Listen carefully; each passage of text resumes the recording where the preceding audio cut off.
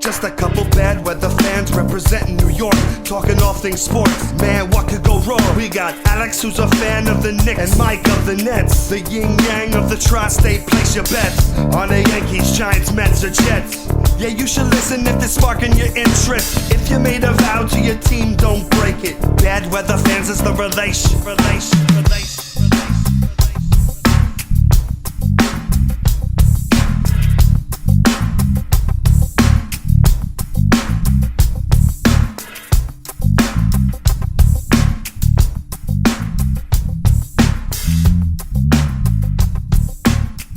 That's right, this is Bad Weather Fans, episode number 115.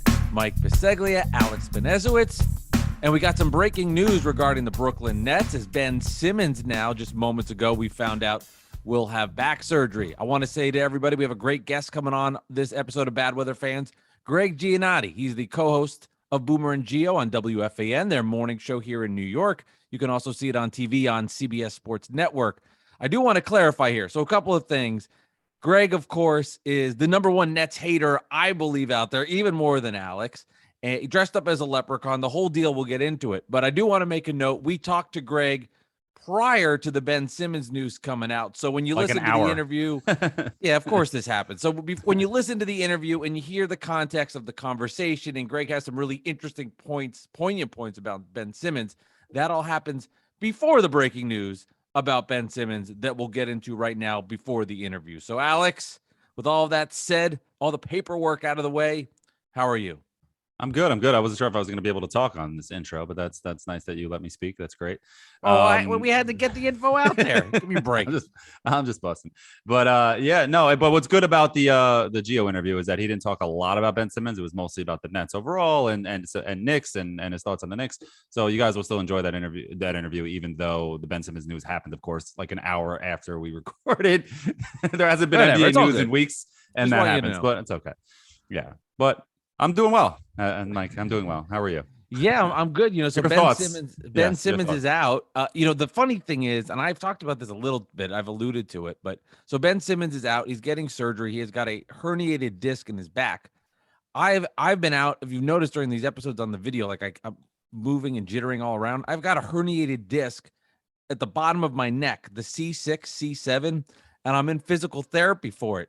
I'm not getting surgery for it, but again, I'm not like on the mend to go play professional basketball. So I understand the injury really well. I can physically feel it. Now, who the fuck knows with Ben Simmons and the whirlwind that's around him, but we'll see what happens. Woj tweets it's a 3 to 4 month recovery. Who the hell really knows what will happen?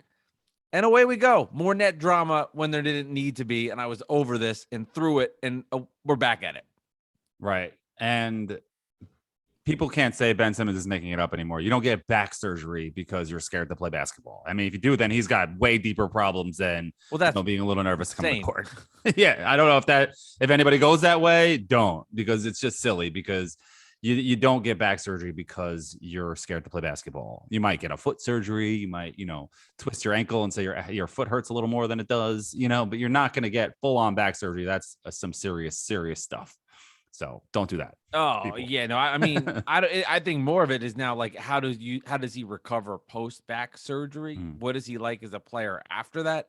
I don't know. I can tell you from personal experience, it is hell on earth having this. And it's like radiant pain goes down my hand and into my fingers that are numb, because when you have a herniated disc, the disc is bulging out basically, and it's hitting the nerves and just causing your back and arm and all of your body to be in excruciating pain. It just, I mean, this is the truth of it. Sucks. It just adds to the, like, I think Net fans were in full recovery of it's over. Let's move on. Let's worry about our other teams. And this was just like, here's some more. You didn't get enough. Oh, I guess the sweep wasn't good enough. Here's another one for you. That's what it kind of felt like. A little twist of the knife at the end of the just killing. More bullshit. Well, at least you get listen to this Geo interview, and it'll make you happy because it was fun, Mike. Yeah, it was great. No, I'm fine. I'm fine. Honestly, I'll pull back the curtain, to be completely honest. I was just more pissed from like a journalistic standpoint. I'm like, fuck, we just did a whole interview and now this shit happens. It's all good. I'm over that. Whatever. But yeah, here we go. Gregg Giannotti's the co-host of WFAN, Boomer and Geo, and he dislikes the Nets. We'll get into all of that. He dressed up as a leprechaun after game one of that epic loss from the Nets versus the Celtics. So if you're a Net hater or just a Net fan that wants to get angry, I suggest listen. And a Knicks fan. We talked a lot about the Knicks too. So, listen to that too. Yeah. You're like, whatever. Yeah. No, there are a lot of good, interesting nuggets about the Knicks. And I think people will enjoy the RJ Barrett conversation that we had on that front also. So here's Gregg Giannotti. All right, it's Bad Weather fans. And as promised, Gregg Giannotti, he's the morning show host of WFAN's Boomer and Geo. You can also find him on the CBS Sports Network on the TV side of things. Check it out, 6 to 10 a.m. Eastern. And Greg, maybe more than Alex, dislikes the Nets, hates the Nets. And I have to say, Greg, you did a fantastic job shitting on them. I truly was annoyed by you. Great work. Good work. Just really putting me in a bad mood with a lot of what you did on Twitter and the radio. So congrats. Well, yeah, but you know what? I got to respect you because you at least understood it. Like you understand why I dislike the Nets. There were so many people out there that didn't get it, including on the radio station. I know Keith McPherson didn't understand how anybody from New York could be rooting against the Nets, and he was getting all upset that I put the leprechaun costume on. I mean, of course, I'm trolling as hard as I can, but it all derives from, and I know that you kind of like this, but it all derives from the fact that in my adult life, I have not gotten enough good Knicks basketball. I mean, I was young in the 90s. I remember it. It was great, but they didn't win a championship. That Carmelo era to me was just a total wash. There really wasn't that much exciting there because I never really believed that they could win a championship. And then every other year around that, it's just been complete trash. So I've been waiting for great Knicks basketball. I've been waiting for the superstar. I've been waiting for this time. And then Kevin Durant and Kyrie Irving choose the Nets. And then the fans are acting as if they won something. And they're trashing the Knicks and the Knicks fans. And it's our town and Nets world and scary hours, my ass. So, I had to fight against that. So I'm thinking to myself, what would be the greatest outcome in the world is them just this being a disaster. So I'm putting every bit of energy that I have into that. And so far, so good. I mean, it's not over yet. Listen, I'm no dummy. I mean, they could come back next year and dominate and win a championship. I'm fully aware of that. But so far, this has been perfect. Yeah, and it's any Nets fan that doesn't get it is either delusional or is just using it as a way to troll Knicks fans. Like, look at these pathetic Knicks fans. They're rooting for Boston. They were to live rent free in their heads. It doesn't make any sense to me either. I get that. I didn't want Kyrie. I didn't want Durant once he got hurt. I did want Kyrie, so I get kind of half credit. But I've been heavy because of the trash talk also that I can't stand the Nets. I can't stand them at all, and I admit it. A lot of them people don't want to admit it. Right, of course. I admit it too. And I'm not one of those guys that says nobody cares about the Nets. There was a stretch there where nobody did.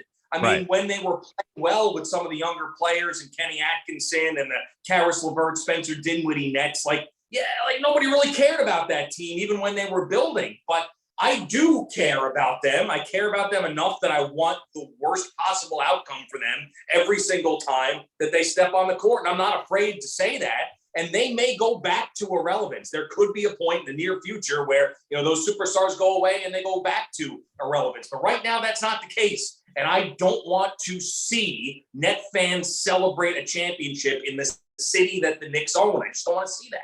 And I would say to, Net fans that get upset about it, I embrace it. I like it. I think it's a sign of respect and growth with the organization.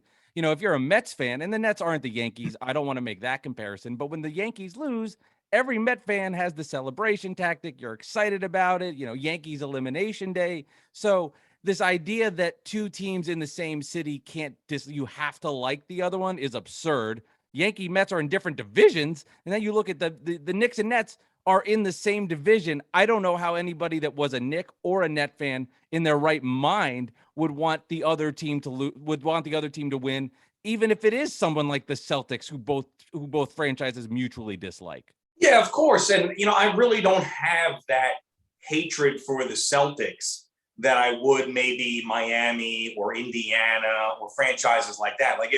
if the Nets were playing the Heat, that would have been a tougher one for me than the Celtics, just because even though the New York Boston thing is a strong thing, and I know that the Knicks and the Celtics have met in the playoffs in my lifetime, but I never really felt like they were great at the same time, and you really, really hated one another. So it was easy to jump on the Celtics thing. And, I also got to think about it. Now, this is a personal thing for me as a sports fan. There's no doubt about it. So it was easy, but there's a lot of times where I can't go all in with the hatred of the other team in town because I don't want to piss off that large of the audience. Like when the Yankees are playing well, that's a good thing for the radio show.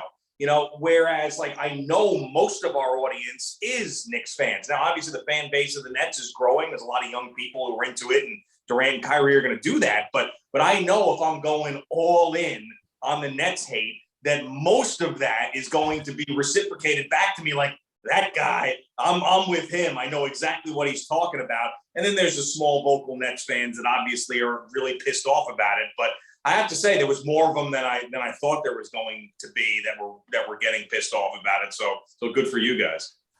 But that's it. But you didn't change. But you were authentic with your hate. It wasn't like you were making up the hate just for attention, like wearing that leprechaun just for attention. No, actually right. hate them. Of course. Like obviously I'm going to go over the top because it's a radio show and a TV show, but there's no doubt about it. Like I'm here behind the scenes with no camera on me, no microphones around, watching these games, fist pumping every time Jason Tatum hits a three. I mean, I was completely into it, and I love that too. There's nothing better than hating on a team because they could go all the way to Game 7 of the NBA Finals and lose, and you still win as the hater because they didn't win the championship. Like, I don't know why we root for teams to win. It's more fun to root for teams to lose. You think there's less joy and there would have been more of like an excitement level because the Nets, after that game 1, it kind of just flamed out so fast, and there was moments and they were in the game. Do you think it was almost once you got to Game 4, not as exciting of a Nets loss because it was such a pathetic run from the team? Yeah, I think you're absolutely right. I mean, I was sort of like, I had the leprechaun costume on, and then I had the quarter zip Celtics thing for Game 2, and then Games 3 and 4, I was like, this isn't even all that fun anymore. I mean, this is just like beating a dead horse, by the end of it. So sure, I would have preferred to go a little longer. A dramatic, horrible loss in Game 7, like what happened with the Bucks the previous year. That probably would have been a better outcome, more fun to drag it out. I just needed them to lose that series somehow. So I would have taken a sweep, and that's embarrassing. It's really embarrassing, but I will agree with you. I felt like there was that juice that was taken away from it by the time you got to Game 4. It was like, all right, it's only a matter of time here before this disaster ends. And I can't even imagine, you went to Game 4, didn't you? I did go to Game 4. Yeah, I stayed for every second of it, and it was just miserable. What the hell was that like? It sucked. I mean, you're just watching your team go through the pain. I mean, it was awful. It was completely brutal, but you get in the moment when you're there and the team's down 1 with 60 seconds left. You forget about the series. You just worry about that one possession, that one game. But it sucked. And I have to say, Greg, I do respect you a lot because of how you'll open about it and you'll say, yeah, I do care about the Nets. And I know he's a good dude and he's a good host, but it does bother me. And I'll say it, Sal Licata gets on my nerves, right? He gets on my nerves because, and it works. He's a good host and it's working. And I'll admit that. I can admit that.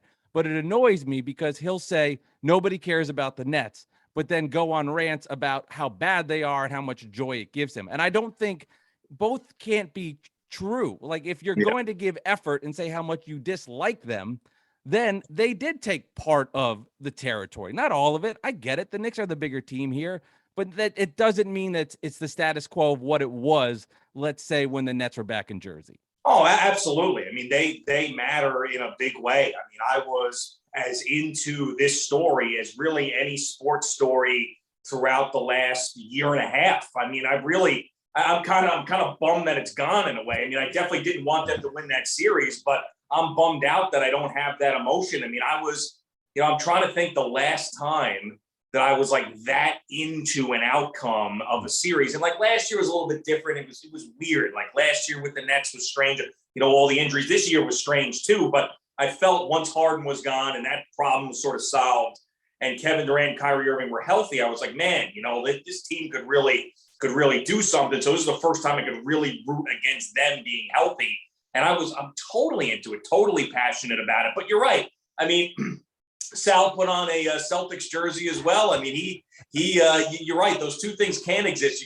It can't be like a nobody, like we do, nobody cares about hockey thing. And then like I come back and tell you, I watched 6 straight regular season Ranger games to end the season. Like I'm not doing that. I actually don't care about I really don't care about hockey. And like I'm learning about the players on these teams as I'm watching last night.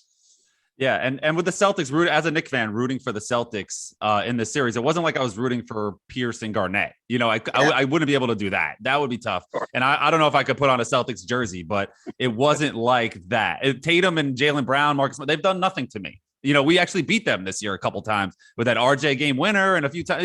I didn't really have any problems with them. So I get that. I get that a lot. Like the makeup of the team too was fun to mess with the Nets fan because they were exactly the opposite of what the Nets were. So with their picks too. Right. Exactly.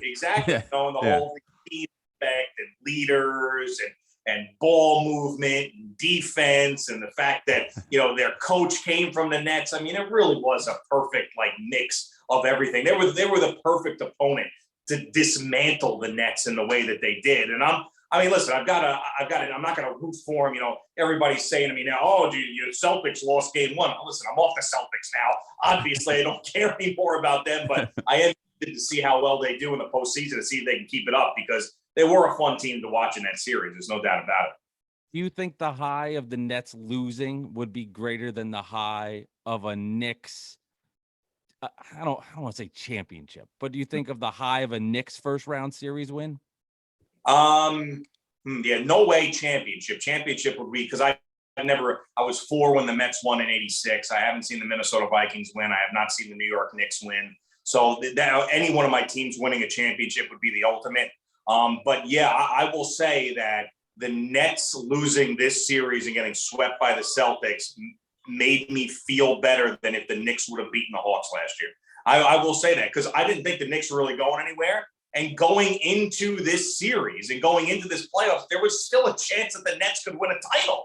Like, I know it sounds crazy now, but I mean, just as recently as February 15th, the Nets were the odds-on betting favorite to win a championship. So there was still a chance where I knew that the Knicks were not going to win a title last year. And if they beat the Hawks, it would have been great. But at some point, they would have gotten smacked by somebody. And they ended up getting smacked by the Hawks. So I will admit that the Nets going down this way in the first round probably felt better to me than the Knicks actually winning a series in the first round last year. I'll admit that, yeah.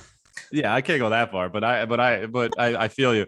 I just want to so I don't know if you heard Kyrie Irving was on the ETC podcast again, and with I think the host Eddie Gonzalez. There's 3 quotes he has that I want to just I saw them on Twitter and I wanted to read them to you and get your reaction.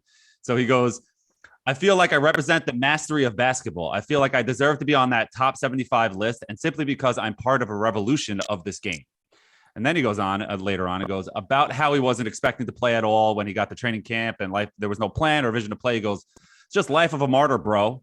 And then he goes, another one, and the last one, my life off the court is really about making conspiracy theories facts. That is a direct quote. And your thoughts? Man, I mean, that's so him. I mean, of course it drives me crazy. What I want to know, though, is when that first thing that you read about him and the mastery of basketball and all of that, does he really care about basketball or not? I really don't know the answer to that. Does he care about being great or not? No. I mean, the feeling that I get is that he couldn't wait to get to the off season. That is a guy, I feel the same way about James Harden. When that series is over, he's going to be thrilled to get the hell out of there. So Kyrie is completely nuts. I wish I could have more respect for him because there's not enough people out there that have global thoughts and think that things are bigger than their profession. And he does think about life in a certain way that a lot of people don't. But the problem is just such a turnoff the way he talks about it. You can't call yourself a martyr, for Christ's sake.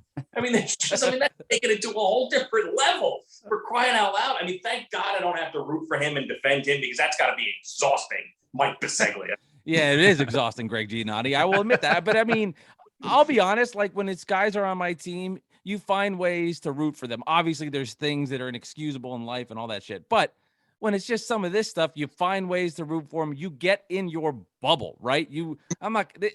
It's like when people are a big supporter of a candidate out there and they know that they did stuff that was wrong and cheated on their wife and did all this shit. You just find ways to believe in that person because you know the greater good is that my dream of watching the Nets win a championship.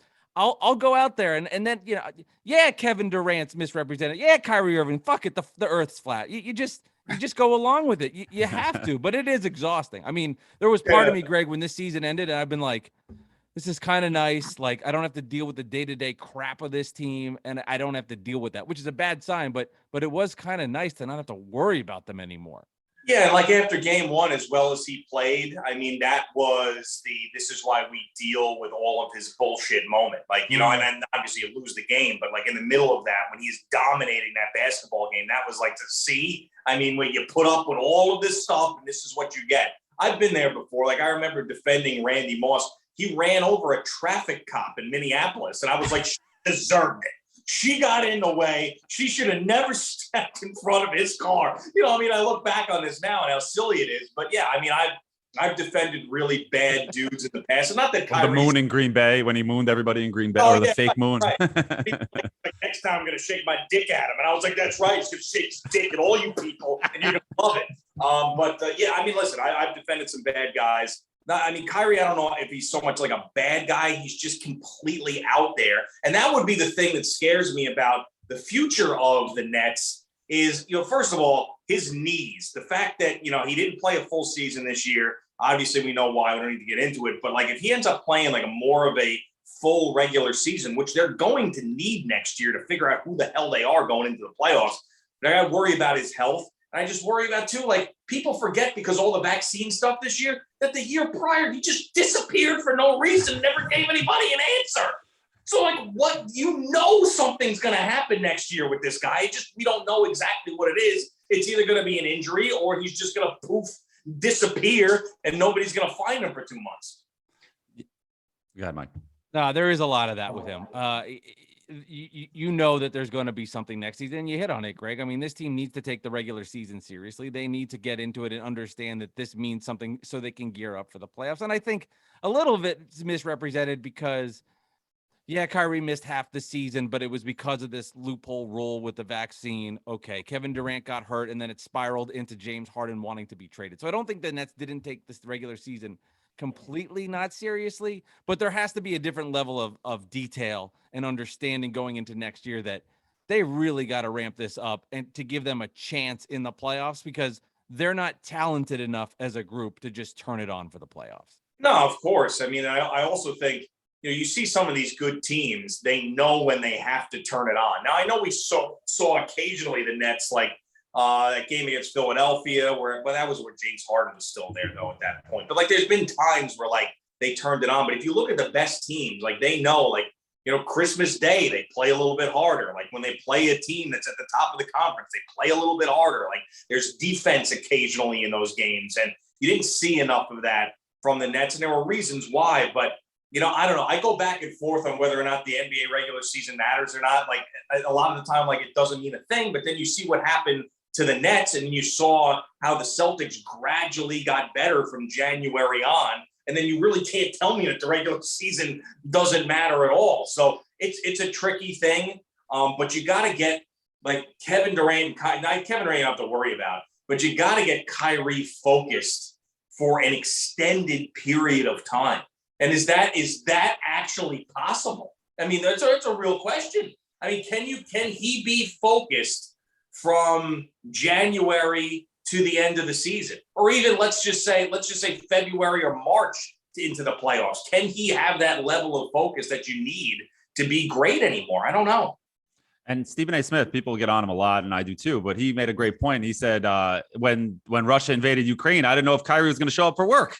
Like, it's a good point. I mean, yeah. and Kyrie said on that same ETC podcast when it came out, like whenever it was 2 years ago, that basketball is secondary, and they got Kenny Atkinson fired because he wanted them to run laps. So it's just, now they have Steve Nash there who has no power, and Kyrie and Durant are openly admitting that they're making all the personnel decisions. The Nets they're looking like they're doomed. I know they're very top heavy with Kyrie and Durant, and we come off like a hater, but as my AirPods fall out, but it just feels like they're going to just doom the franchise, and I'm here for it. I'm rooting for it. Yeah, all the way. yeah. I mean, that's of course I am too. But no, that's a great point. I mean, the Steve Nash thing is a big problem. I mean, that's who Kevin Durant wants to coach the team. He's not going to go anywhere unless they flame out in a big way next year. Or they get off to a horrific start in the regular season. I think he's going to be there for the long haul. But it's not even so much because I think about Steve Kerr and his influence on the Warriors and all those great teams. And then obviously, when Luke Walton stepped in when Steve Kerr had his back surgery, they didn't lose a game. So you obviously knew it was the team and not the coach. But, it's really about managing the personalities and holding them accountable when they need to be held accountable. It's not so much the basketball stuff, even though I felt like he was overwhelmed a little bit in this series with X's and O's situations. But it's really about when you have a guy like Kevin Durant, or you have a guy like Kyrie Irving, or Steph Curry, Klay Thompson, Draymond Green, and Kevin Durant, it's about pushing them in the right way. I don't know if you guys saw back when, in the middle of the dynasty with the Golden State Warriors, there was this clip that went viral of Steve Kerr, where he at the halftime had the stat sheet and sat down with Steph Curry and sort of explained to him, because he was having a miserable first half of shooting, how the other stuff he was doing was affecting the game and they were still winning, and to get his head out of his ass because it really didn't matter, because his presence on the court, even though he was missing shots, was allowing them to do other things. And you could just see how it resonated with Steph Curry. Steve Nash is just a freaking babysitter at this point, not doing any of that shit. He's just he basically all he is the guy who has to answer for those guys after the game. I mean, that's what it feels like to me, at least. Well, what's depressing from a Nets fan perspective is you had an assistant coach sitting there that was with the team, who then goes to Boston and shows all of those qualities that they could use. Somebody that could get on the players to be motivated, that could call them out, that could keep them in line. And when they need to be, they're and it's a mutual respect thing. And that's what makes it even more depressing, because I think it's glaring with Steve Nash. He's got some issues there. There's no doubt about it. You laid it out. And also too, which I respected and loved about Steve Kerr is, and we saw it yesterday with the injury, and this is a huge draw here because of the injury that happened, but he has the back of his players and he gets after refs. Steve Nash shows no emotion, doesn't get technical fouls, is just clapping out there. You never thought that he just kind of had that aggression to defend the team, defend the franchise, and was more just like a cheerleader clapping half the time. And that was really frustrating as a Nets fan.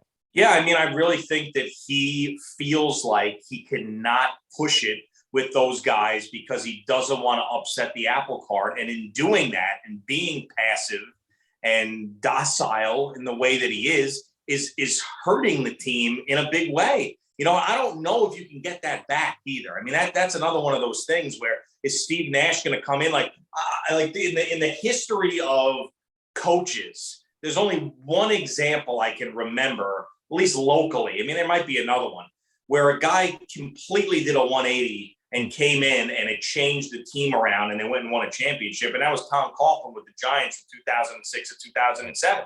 That team was, they went into that training camp ready to quit on him. Strahan did quit. He didn't show up for camp, right? Yeah. Exactly. Yeah. So, I mean, and he softened up, he changed it. They believed it was genuine and they went on that run. I don't know if Steve Nash can come in and be more assertive and those guys take him seriously. I also got to see what the roster looks like too. That's another thing. I mean, I'm really curious to see what Sean Marks does and the players that we know that team needs. Are they going to be able to find them, and is it going to fit? And is Kevin Durant going to want to play with those guys? I mean, it's going to be fascinating.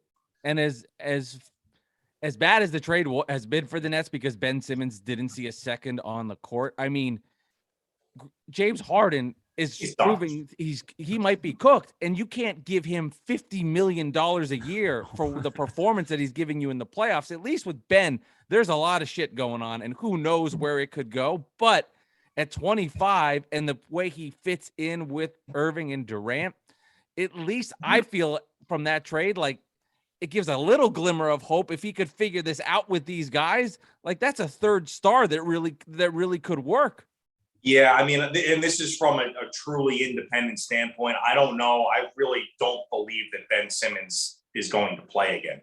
at a high level. I really believe that. I think that there's so much going on there that it's going to take a lot. And maybe it does, and maybe he dedicates himself. But like, I would feel better about Ben Simmons if I didn't see him at all. Like the fact that he showed up and he was sitting there and he was, dressed to the nines, and then like that level of narcissism to be sitting there like that, and then come back for that game 4 with I woke up and my back doesn't feel good, and it's because of my brain. Like that to me was like, whoa, like there's a tangled web here that I don't even think any of us can understand. So it's just a shame that in that James Harden deal, you couldn't get back somebody who actually could play for you. I don't know, man. I would not be. I know what Ben Simmons can be for the team, and I know how Net fans would be hopeful. And I was one of you guys. I'd be the same way, but right. I would not be shocked if this guy never played a basketball game again in his life. That's crazy. Let's bring it towards the Knicks a little bit. What are your thoughts on Tibbs? I thought after this season, they should have let him go. Maybe even in the middle of the season, the way that they weren't playing the young guys, the way he handled Julius Randle, he wasn't holding him accountable. Speaking of coaches, not holding people accountable. What are your thoughts on that? This is where I turned on him. I actually felt pretty good about him going forward until he started doing that whole, you guys don't know what you're talking about, I know what I'm talking about thing. And that started to scare me, because that showed me the paranoid Tom Thibodeau, crazed, like sitting in a hotel room somewhere, pulling out the 6 hairs that he has, reading a newspaper like Danny DeVito and Batman. Like that's that. And I was like, oh my God, we've lost him now. And he wanted to be right. In my opinion, it felt like he wanted to be right more than he wanted the team to play well. It was almost like when you saw that group without Julius Randle, high flying, exciting, up and down basketball, it was almost, I felt like he was going, shit, like I didn't think this was going to happen. And then all these assholes who have been on me this whole year are going to feel like they're right. And that's not what I want. And that's sort of where he lost me. So I would have moved on from him. I mean, there needs to be drastic things that need to happen there. And I feel like because of what happened, not this past year, but the year prior with Julius Randle and making the playoffs, they sort of fell into a false sense of security about what this team can be and who they are. So that's why they're going to run it back. I mean, he's going to be the coach. Julius Randle's going to be there, and we're going to see this slop again. And the other thing is we got to decide, like, who is in charge? Because you have so many of these guys. Worldwide West is probably the guy who wanted Tibbs fired. Leon Rose is probably the guy who had his back. I don't know who. Julius Randle and Worldwide West are buddies, but I don't know if Leon Rose and when Julius Randle are. I don't know what the hell's going on. Everybody's got to be on the same page. Alex and I have a conversation all the time. He believes RJ Barrett's a star. I think he's getting better and he's a solid player. Your viewpoints on RJ as a foundation piece for the Knicks? I think from the Knicks fan standpoint, he's a star because we don't have a lot of these guys come through here, and he's about as good as it gets when you're talking about a homegrown guy for a thirsty fan base. If I'm looking at it with taking the Knicks glasses off, I see a guy who still has a little farther to go, but I'm someone who is not independent with this. I mean, I'm all in on the guy. I love everything about him, and I only think he's going to get better. I mean, I see someone who could have at his ceiling Kawhi Leonard potential. That's really how good I think he can be, without being as quirky as Kawhi, with someone who's laser focused. So anybody who doesn't watch him every day and doesn't have that Knick fan rot in them, like this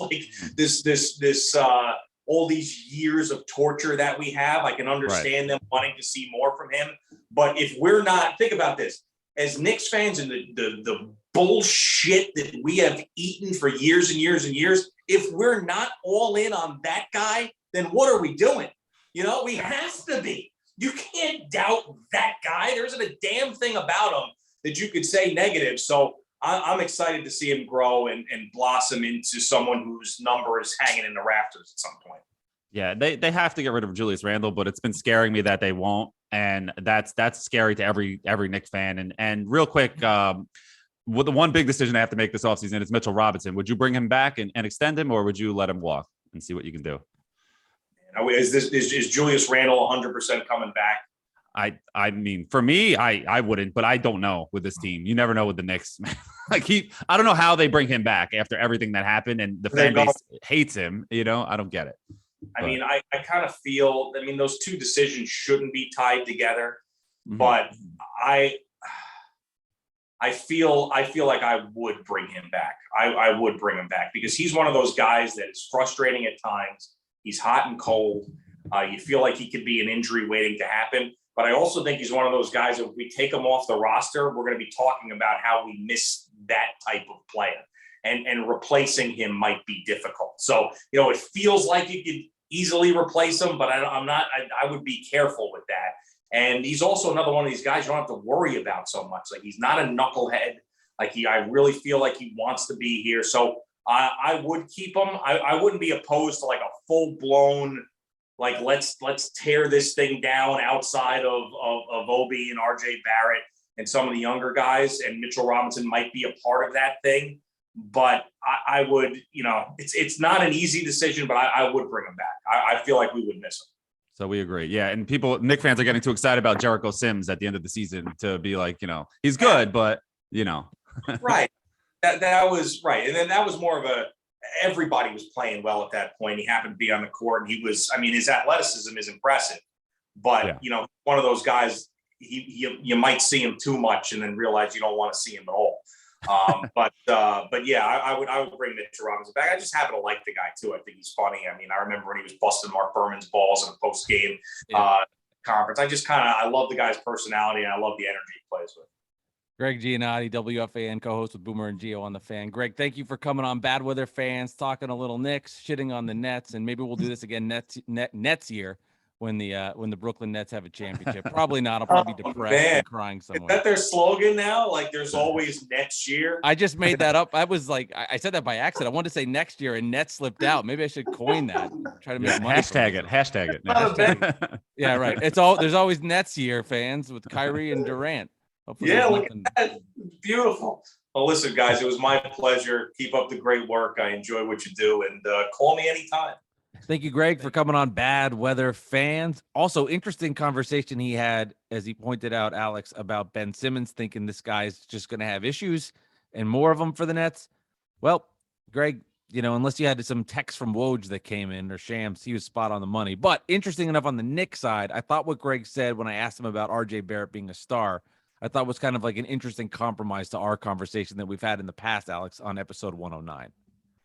Yeah, we definitely did argue a lot on that episode. If you guys want to hear us yell at each other, I think RJ Barrett's a star, and Mike doesn't, and Gio sort of brought us down the middle, a little more logic there. So, yeah, episode 109 was crazy, and I also enjoyed his Gio's thoughts on Mitchell Robinson and Tibbs. I was also surprised that I had not heard. I listen to him every day, but I must have missed him turning on Tibbs, or maybe he just never mentioned it, that he doesn't think he should be the guy anymore because of what happened after that game when they won and our Randle was out, and then the press conference he's scolding the fans about watching tape. All the Knicks fans remember that. I don't remember the exact game. So that's really nice to see. And Gio really knows his stuff. So it was a lot of fun, and I really thank him for coming on. Yeah, you guys are in sync a lot with your Knick opinions, and then of course your disdain for the Brooklyn Nets and everything that's going on. I wasn't wearing Celtics gear though. I just rooted for them. I wasn't buying Celtics. You couldn't do that. Who do you think I'm rooting for in Bucks Celtics? And I have an answer. Of course you do. Of course I do. But you're rooting for the Bucks. Yeah, you're absolutely damn right. I am. Because the Celtics just beat you. The Bucks title happened. You can't do anything about it. Yeah, and I know people sometimes that was last year. Yeah. Oh, if the team that beats you goes on to win the title, it validates that they're the best. I'm like, fuck that. I want to see the that doesn't make gone. I think that's bullshit. Eliminated. See you the later. Team that beats me, I want them to lose. I hate them if they beat me in the play. Like the Hawks. And it's you think I want to see the Hawks win the title last year? No, I want to see the Hawks crash and burn. Right. Of course, they got the Eastern Conference Finals, and that sucked, but they didn't win, so it's good. Yeah, and it's Boston sports too. I don't think you and I have the disdain for two disdains here for the Red Sox like Yankee fans would, but still. Patriots. You're not rooting. The Patriots. As a Jets fan, they're your number one more than the Nets. And more than any team, the Patriots in my life, number one hated team in my life. They legit win. Yeah, a lot. They dominate. I had my one moment in 2010 with Sanchez. I think it was 2010. Yeah, 2010 when they beat the Patriots in the playoffs. That was the last time they won a playoff game. Or was it 11 or 10? I don't know, man. Leave me alone. But it was a long time ago. It's been a minute. All right, this has been Bad Weather Fans, episode number 115. Thank you again to Gregg Giannotti joining the podcast.